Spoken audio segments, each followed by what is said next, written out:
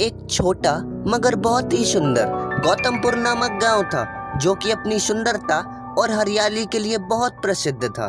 उसी गांव में एक साहूकार जी रहते थे, जो रोज सवेरे टहलने निकला करते थे। ये उनकी रोज की दिनचर्या बन चुकी थी।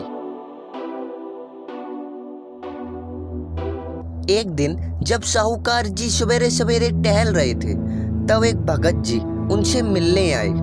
उन्होंने उनसे कहा, अरे साहूकार जी प्रणाम। मैं ये कह रहा था कि मेरे पास ये कुछ 10,000 अशर्फियाँ हैं, जो कि मैंने अपनी बिटिया के विवाह के लिए जमा की थी।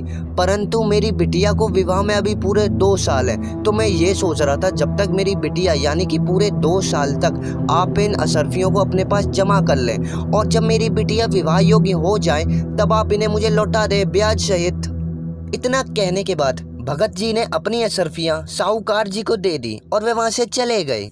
फिर पूरे 2 साल बाद भगत जी की बेटी विवाह योग्य हो गई, तो भगत जी भी अपनी अशर्फियाँ ब्याज सहित लेने के लिए साहूकार जी के पास चले गए।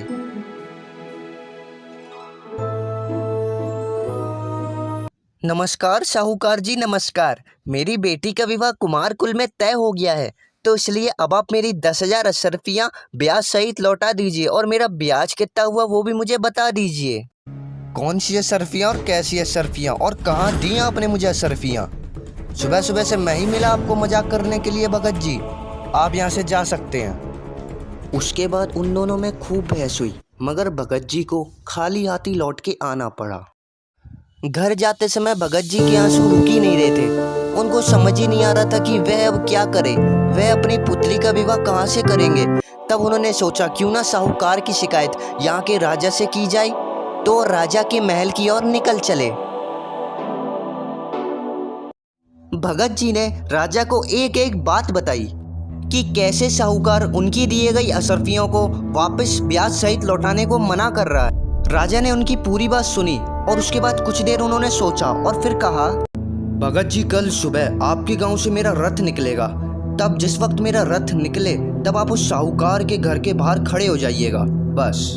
भगत जी फिर वहां से चले गए और उन्हें इंतजार था तो बस कल की सुबह का।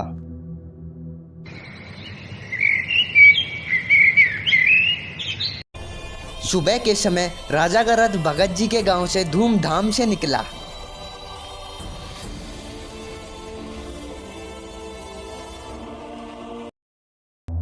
राजा ने अपना रथ साहूकार के घर के पास रुकवाया और नीचे उतरकर भगत जी से बात करने लगे, जैसे कि भगत जी उनके कोई बहुत ही पुराने मित्र हों। कुछ देर बात करने के बाद राजा वहां से चले गए, परंतु साहूकार के मन में राजा एक भ्रम बैठा गए थे।